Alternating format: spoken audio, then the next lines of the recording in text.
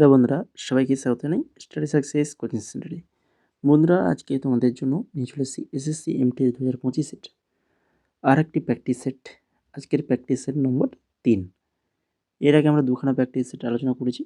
তো তোমরা যারা সেই প্র্যাকটিস সেটগুলো দেখোনি, অবশ্যই বলবো ডেসক্রিপশানে লিঙ্ক রয়েছে, দেখো এসএসসি এমটিএস 2025 বলে যে প্লে লিস্টটা রয়েছে ওর মধ্যেই তোমরা পেয়ে যাবে। এছাড়া আমরা যে প্রিভিয়াস ইয়ার বা টপিক ওয়াইজ ক্লাসগুলো করেছি তারও প্লে লিস্ট তোমরা ডেসক্রিপশানে পেয়ে যাবে, ওখান থেকে তোমরা কিন্তু অবশ্যই দেখে নেবে। আর যারা এখনও পর্যন্ত আমাদের যে ফ্রি মক টেস্টগুলো তোমরা দাওনি, তো টেলিগ্রামে চলে যাও, আমাদের Telegram study success coaching centre, ওইখানে তোমরা পেয়ে যাবে এই মক টেস্টের লিঙ্ক। ঠিক আছে, জেনারেল অ্যাওয়ারনেসের উপর প্রত্যেকটা মক টেস্ট 25খানা করে কোশ্চেন রাখা হয়েছে, 75 নাম্বার। তো সেখানে লিঙ্ক পেয়ে যাবে, সেই লিঙ্ক থেকে কিন্তু অবশ্যই দেখে নেবে। তো চলো এখন দেখে নিই আজকের ক্লাসের ফার্স্ট কোশ্চেন কী রয়েছে। ভারতের মধ্যে চিরস্থায়ী বন্দোবস্ত নীতি কোন সালে চালু করা হয়েছিল? ভারতে চিরস্থায়ী বন্দোবস্ত কোন সালে চালু করা হয়েছিল? তো সঠিক অ্যান্সার কী হবে না, সঠিক অ্যান্সার অপশান নাম্বার বি, 1793 সালে চিরস্থায়ী বন্দোবস্ত চালু করা হয়েছিল। এখান থেকে একটু দেখে নাও, চিরস্থায়ী বন্দোবস্ত চালু করেছিলেন কে? Lord Cornwallis. এটি মূলত বঙ্গ মানে আমাদের বাংলা, বিহার এবং উড়িষ্যা অঞ্চলে প্রয়োগ করা হয়েছিল। এরপরে দেখো 2 নম্বর কোশ্চেন, নিচের কোন লোকনৃত্য উত্তরপ্রদেশ রাজ্যের সঙ্গে সম্পর্কিত? উত্তরপ্রদেশ রাজ্যের সাথে সম্পর্কিত লোকনৃত্যটি কোনটা? বলো তোমরা, উত্তর দেওয়ার চেষ্টা করো। ঘুমার, লাবণী, তারপরে কাজরি, আর হচ্ছে কুচিপুড়ি। তো এদের মধ্যে যেটা সঠিক অ্যান্সার হবে সেটা কোনটা বলো তো? এই যে কাজরি হয়ে যাবে। এটা কিন্তু উত্তরপ্রদেশ রাজ্যের একটি লোকনৃত্য। কাজরি হলো উত্তরপ্রদেশের একটি জনপ্রিয় লোকগান ও নৃত্য, যা বর্ষাকালীন অবশ্যই মনে রাখো, প্রেম ও প্রাকৃতিক সৌন্দর্যকে উদযাপন করে, সাধারণত কৃষক সমাজের মধ্যে জনপ্রিয়। এরপর দেখো 3 নম্বর কোশ্চেন, জাতীয় প্রতিরক্ষা, সড়ক, সরকারি প্রশাসন ইত্যাদি কোন ধরনের পণ্যের উদাহরণ? জাতীয় প্রতিরক্ষা, সড়ক, সরকারি যে প্রশাসন, এগুলো কিন্তু প্রত্যেকটাই কিসের মধ্যে পড়ছে না, হচ্ছে পাবলিক গুডস, অর্থাৎ জনসাধারণের পণ্য। পাবলিক গুডসের মধ্যে এগুলো কিন্তু পড়ছে। পাবলিক গুডস হলো এমন পণ্য যা সবার জন্য উন্মুক্ত এবং একজন ব্যবহার করলে অন্যের ব্যবহার কমে না। ঠিক আছে, সবার জন্য। রাস্তা, সড়ক, পুলিশ, সেনা, এগুলো সবই কিন্তু পাবলিক গুডসের মধ্যে পড়ছে। 4 নম্বর দেখো, রঙ্গরাজন কমিটি দারিদ্র্যসীমা নির্ধারণের প্রতিবেদন কত সালে জমা দিয়েছিল? রঙ্গরাজন কমিটি দারিদ্র্যসীমা নির্ধারণের প্রতিবেদন কত সালে জমা দিয়েছিল? 2016, 12, 14 না হচ্ছে 10? সঠিক অ্যান্সার অপশান নাম্বার সি, 2014 সালে। এরপরে 5 নম্বর, সংবিধানের ধারা ড্যাশের অধীনে সুপ্রিম কোর্টের বিশেষ উপদেষ্টা এখতিয়ার রয়েছে, যা বিশেষভাবে ভারতের রাষ্ট্রপতি দ্বারা উল্লেখ করা যেতে পারে। সংবিধানের ধারা ড্যাশের অধীনে সুপ্রিম কোর্টের বিশেষ উপদেষ্টার এখতিয়ার রয়েছে, যা বিশেষভাবে ভারতের রাষ্ট্রপতি দ্বারা উল্লেখ করা যেতে পারে। তো সেই ধারা কোনটা না, ধারা হচ্ছে 143, অপশান নাম্বার এ সঠিক অ্যান্সার 143। 6 নম্বর দেখো, সাক্ষরতার হার নির্ধারিত হয় কোনো নির্দিষ্ট বয়সের জনসংখ্যার শতকরা হিসেবে যারা ড্যাশ করতে পারে। সাক্ষরতার হার নির্ধারিত হয় কোনো নির্দিষ্ট বয়সের জনসংখ্যার শতকরা হিসেবে যারা ড্যাশ করতে পারে। কি করতে পারে বলো? পড়তে ও লিখতে পারে তারাই। 7 নম্বর, ড্যাশ হলো এমন সংগঠিত প্রতিষ্ঠান যা আমানতকারীদের কাছ থেকে আমানত গ্রহণ করে এবং ঋণ গ্রহীতার কাছে ঋণ প্রদান করে। তো সেটা হচ্ছে কোনটা? আমানত গ্রহণ করে আমানতকারীদের কাছ থেকে, আর ঋণ গ্রহীতাদের কাছে ঋণ প্রদান করে। তো সেটা হচ্ছে কি? ব্যাংকই হয়ে যাবে, ব্যাংক, অপশন নাম্বার ডি সঠিক অ্যান্সার। 8 নম্বর দেখো, ভারতের মহলওয়ারি জমি ব্যবস্থার পদ্ধতি কে তৈরি করেছিলেন? ভারতের মহলবাড়ি জমি ব্যবস্থার পদ্ধতি, এটা কে তৈরি করেছিলেন? এটা তৈরি করেছিলেন হোল্ট ম্যাকেঞ্জি। হোল্ট ম্যাকেঞ্জি তৈরি করেছিলেন। তারপরে 9 নম্বর কোশ্চেন, নিচের কোন বাদ্যযন্ত্রের ক্ষেত্রে পণ্ডিত শিবকুমার শর্মা বিশেষজ্ঞ ও বিশিষ্ট? পণ্ডিত শিবকুমার শর্মা ইনি কোন বাদ্যযন্ত্রের সাথে যুক্ত? Option number D, santoor. Santoor বাদক পণ্ডিত শিবকুমার শর্মা, খুবই ইম্পর্টেন্ট নাম তোমাদের এক্সামের ক্ষেত্রে কিন্তু। 10 নম্বর দেখো, হর্ষবর্ধন। হর্ষবর্ধন কয়টি সংস্কৃত নাটক লিখেছেন? হর্ষবর্ধন কয়টি সংস্কৃত নাটক লিখেছেন? হর্ষবর্ধনের আমরা নাটক তো পড়েছি, তাই কি না? বলো দেখি কতগুলো নাটক? 3খানা। 3খানা নাটক লিখেছে। সেই 3খানা কি কি? না হচ্ছে নাগানন্দ, রত্নাবলী আর হচ্ছে প্রিয়দর্শিকা। এগুলো কিন্তু হর্ষবর্ধনের লেখা সংস্কৃত নাটক। 11 নম্বর, নিচের কোন খেলাটি অ্যান্থনি আমলরাজ খেলেন? অ্যান্থনি আমলরাজ খেলেন কোন খেলা? নিচের খেলাগুলো দেখো কোনটা হবে বলো তো? টেবিল টেনিস হয়ে যাবে। অপশান নাম্বার সি সঠিক অ্যান্সার, টেবিল টেনিস। প্রধানমন্ত্রী নভেম্বর 2023-এ পিএম পিভিটিজি মিশন চালু করেছেন। এই প্রেক্ষিতে ভারতের 18টি রাজ্য ও কেন্দ্রশাসিত অঞ্চলে মোট কয়টি পিভিটিজি রয়েছে? বলো। 2023-এ পিএম পিভিটিজি মিশন চালু করেছে। তো ভারতের 18টা রাজ্য এবং কেন্দ্রশাসিত অঞ্চলের মোট কয়টা পিভিটিজি রয়েছে? সঠিক অ্যান্সার অপশান নাম্বার ডি 75টা পিভিটিজি রয়েছে। 13 নম্বর দেখো, কোন খেলায় এই যে স্ম্যাশ শট ব্যবহৃত হয়, এই যে শব্দটা?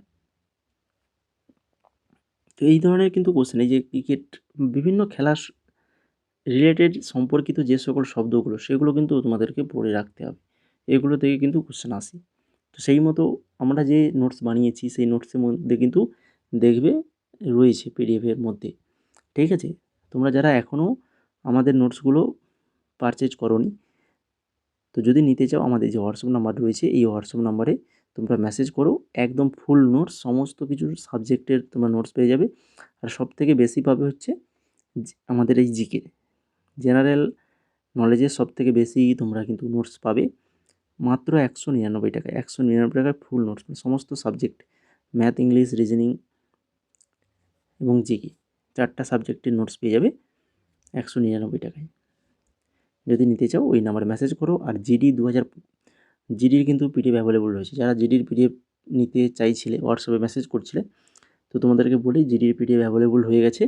2022, 23-এ তো এক্সাম হয়নি, 2022, 24, 25 3টে সাল পুরো, ঠিক আছে? সেই পিডিএফ তোমরা যদি নিতে চাও আমাদের হোয়াটসঅ্যাপে মেসেজ করো। তো 13 নম্বর কোশ্চেন, তাহলে এটার অ্যান্সার কী হবে বলো? ব্যাডমিন্টনের সাথে যুক্ত এই শব্দটি। তারপরে দেখো 14 নম্বর, নিচের কোন লোকনৃত্যটি গোয়া রাজ্যের সঙ্গে যুক্ত?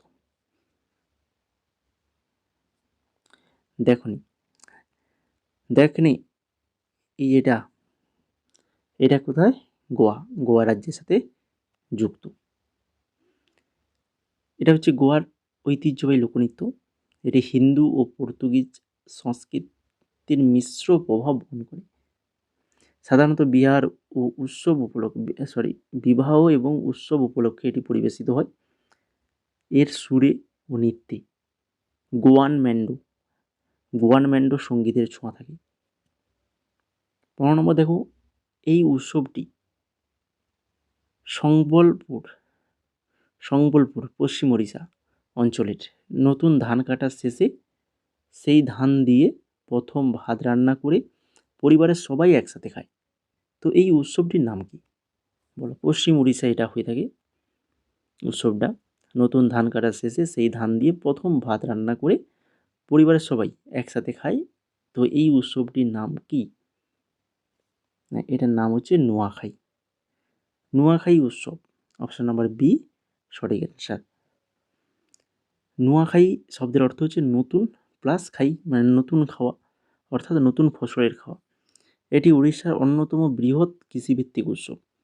মূলত ভাদ্র মাসের অষ্টমী বা নবমী তিথিতে উদযাপিত হয়। এদিন মানুষ নতুন ধানের ভাত রান্না করে দেবতাদের অর্পণ করে ও পরিবারের সঙ্গে খায়। 16 নম্বর দেখো, নিম্নলিখিত কারা মোহনবীণা উদ্ভাবন ও জনপ্রিয় করেছিলেন? মোহনবীণা এটা উদ্ভাবন এবং জনপ্রিয় করেছেন পণ্ডিত বিশ্বমোহন ভাট। পণ্ডিত বিশ্বমোহন ভাট, অপশান নাম্বার 4 সঠিক অ্যান্সার হয়ে যাবে। এরপরে চলে যাও 17 নম্বর কোশ্চেন। 17 নম্বরে কী রয়েছে দেখো, ভারতের সংবিধানের অনুচ্ছেদ 51A অনুযায়ী একজন নাগরিকের কয়টি মৌলিক কর্তব্য আছে? মৌলিক কর্তব্য নিয়ে ডিটেলস আমরা বহুবার আগে আলোচনা করেছি।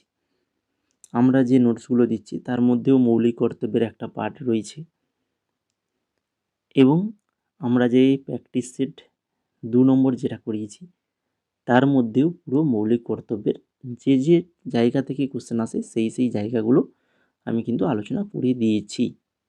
আবারও আজকে করে দেব, ভালো করে দেখে রাখো, কোশ্চেন কিন্তু মাস্ট এখান থেকে আসবে, এটা মনে রাখবে। তো এখানে অপশান নাম্বার এ হয়ে যাবে সঠিক অ্যান্সার। 11খানা মৌলিক কর্তব্য কিন্তু এখনও বর্তমানে রয়েছে। অনুচ্ছেদ 51A সংবিধানের 4th অংশ পার্ট 4 এতে অন্তর্ভুক্ত। 42তম সংবিধান সংশোধনী 1976 দ্বারা প্রথমে 10টি মৌলিক কর্তব্য যোগ করা হয়। পরে 86তম সংশোধনী 2002তে 11তম কর্তব্য যুক্ত করা হয়, যেখানে যে অভিভাবক বা অভিভাবিকার দায়িত্ব হবে 6 থেকে 14 বছর বয়সী সন্তানের শিক্ষা নিশ্চিত করা। এই কর্তব্যগুলো নাগরিকদের নৈতিক ও জাতীয় দায়বদ্ধতা নির্দেশ করে। ঠিক আছে, আরও কিছু আলোচনা করে দিয়েছিলাম, যেটা আগের প্র্যাকটিস সেটটা দেখে নাও, সেখানে থেকে আরও কিছু তোমরা জানবে। ঠিক আছে, খুবই ইম্পর্ট্যান্ট কিন্তু এই টপিকটা।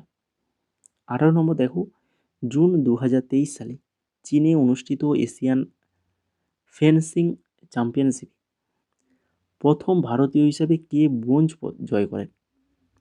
এশিয়ান ফেন্সিং চ্যাম্পিয়নশিপ প্রথম ভারতীয় হিসেবে ব্রোঞ্জ পদক জয় করেছে। খুবই ইম্পর্ট্যান্ট কোশ্চেন কিন্তু।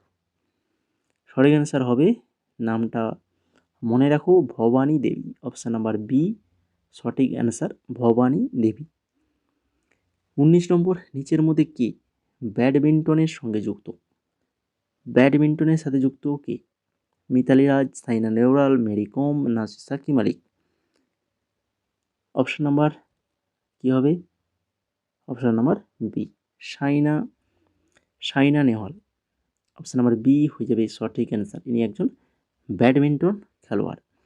সাইনা নেহওয়াল ভারতের অন্যতম শ্রেষ্ঠ ব্যাডমিন্টন খেলোয়াড়। তিনি 2012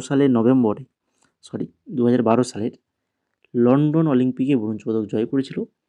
এছাড়াও তিনি কমনওয়েলথ গেমসের স্বর্ণপদক বিজয়ী, বিশ্ব র্যাঙ্কিংয়ে 1 নম্বর হয়ে ওঠা প্রথম ভারতীয় মহিলা ব্যাডমিন্টন খেলোয়াড়। এই কথাটা কিন্তু ভালো করে মনে রাখো, বিশ্ব র্যাঙ্কে 1 নম্বরে ওঠা প্রথম ভারতীয় মহিলা ব্যাডমিন্টন খেলোয়াড় হচ্ছে কিন্তু এই সাইনা নেহওয়াল। বুঝে গেল? 20 নম্বর দেখো, নিম্নলিখিত বিবৃতিগুলি বিবেচনা করুন। 3খানা বিবৃতি এখানে দেওয়া রয়েছে। ক্যালসিয়াম পর্যায় সারণী এস ব্লকে উপস্থিত ধাতু সমস্ত পরিচিত মৌলের 78% বেশি গঠন করে এবং পর্যায় সারণীর বাম দিকে অবস্থান করে। আর ডি ব্লক মৌলগুলিকে অভ্যন্তরীণ সংক্রান্ত ইলেকট্রনস হিসেবেও পরিচিত। তো বিবৃতিগুলির মধ্যে বলো সঠিক কোনটা? এখানে হচ্ছে এ এবং বি, এই দুটো বিবৃতি সঠিক। সি নম্বর বিবৃতিটা এখানে ভুল রয়েছে। ঠিক আছে, ক্যালসিয়াম পর্যায় সারণী এস ব্লকে উপস্থিত আর ধাতুর সমস্ত পরিচিত মৌলের 78% বেশি গঠন করে এবং পর্যায় সারণীর বাম দিকে অবস্থান করে। তো এই ছিল মোট আজকের 20খানা কোশ্চেন রেখেছিলাম আজকে। তো আশা করি সবার ক্লাসটা ভালো লেগেছে, সবার কোশ্চেনগুলো নিশ্চয়ই পছন্দ হয়েছে। তো সেইভাবে বেছে বেছে নিয়েই আসা হয়েছে, সবার যাতে পছন্দ হয়, সবাই মানে এক্সামের রিলেটেড, এক্সামে তোমরা যে ধরনের কোশ্চেনগুলো দেখতে পাবে। তো সেই রকমই কোশ্চেনগুলো কিন্তু নিয়ে আসা হচ্ছে, ঠিক আছে? একদম বাছাই করে নিয়ে আসছি কোশ্চেন। সবার ভালো লেগেছে নিশ্চয়ই, আর সবাই ইতিমধ্যে লাইকও করে ফেলেছো। আর যারা নতুন রয়েছে তারা এখনও যদি না সাবস্ক্রাইব করে থাকো আমাদের চ্যানেলটাকে, অবশ্যই বলবো চ্যানেলটাকে সাবস্ক্রাইব করে আমাদের সাথে যুক্ত হয়ে যাও। এই ধরনের গুরুত্বপূর্ণ জিকে ক্লাস কিন্তু পেয়ে যাবে আমাদের চ্যানেলে। আর আমাদের যে নোটস, আমাদের প্রিভিয়াস ইয়ার বা ইম্পর্টেন্ট স্ট্র্যাটেজিকের notes, current affairs, English, math, reasoning, এই সকল পিডিএফ যদি নিতে চাও তাহলে দেরি না করে অবশ্যই আমাদের হোয়াটসঅ্যাপ নাম্বার রয়েছে, এই হোয়াটসঅ্যাপ নাম্বারে মেসেজ করো। ওখানেই তোমরা সমস্ত কিছু জেনে যাবে। বা ডেমো যদি দেখতে চাও ডেমোও দেখতে পাবে। তো হোয়াটসঅ্যাপ নাম্বার রয়েছে, হোয়াটসঅ্যাপ নাম্বারে মেসেজ করো। এছাড়া এসএসসির আরও এক্সাম, স্টেনো, সিএইচএসএল, জিডি, এই সকল এক্সামের পিডিএফ কিন্তু অ্যাভেলেবল আছে। আরআরবি, এনটিপিসির অ্যাভেলেবল রয়েছে। আমাদের ওয়েস্ট বেঙ্গলের যে ডব্লিউবিএসএসসি গ্রুপ সিডির এক্সামের জন্য কিন্তু আমরা 8,200 প্লাস এমসিকিউর এক্সট্রা ডিটেলস অধ্যায়ভিত্তিকভাবে পিডিএফ বানিয়েছি, তারও কিন্তু পিডিএফ অ্যাভেলেবল রয়েছে। প্রত্যেকটা পিডিএফ খুবই স্বল্প প্রাইসের মধ্যেই রাখা হয়েছে। তো যদি নিতে চাও তাহলে আমাদের হোয়াটসঅ্যাপ নাম্বার রয়েছে, সেই হোয়াটসঅ্যাপ নাম্বারে মেসেজ করো। সিএইচএসএলের পিডিএফ পাবে 49 টাকা। আরআরবি, এনটিপিসি একদম অধ্যায়ভিত্তিকভাবে অনেক অনেক এক্সট্রা ডিটেলস দিয়ে দেওয়া আছে, এটা পাবে 55 টাকা। আর আমাদের ডব্লিউবিএসএসসি গ্রুপ সিডি এটাও পাবে তোমরা 49 টাকায়। এই সকল পিডিএফ খুবই একদম অল্প প্রাইস, সবাই যাতে নিতে পারে সেই রকমই প্রাইসগুলো রেখেছি আমরা। যদি তোমরা নিতে চাও, যদি কেউ, তাহলে আমাদের যে হোয়াটসঅ্যাপ নাম্বার রয়েছে ওই হোয়াটসঅ্যাপ নাম্বারে মেসেজ করো।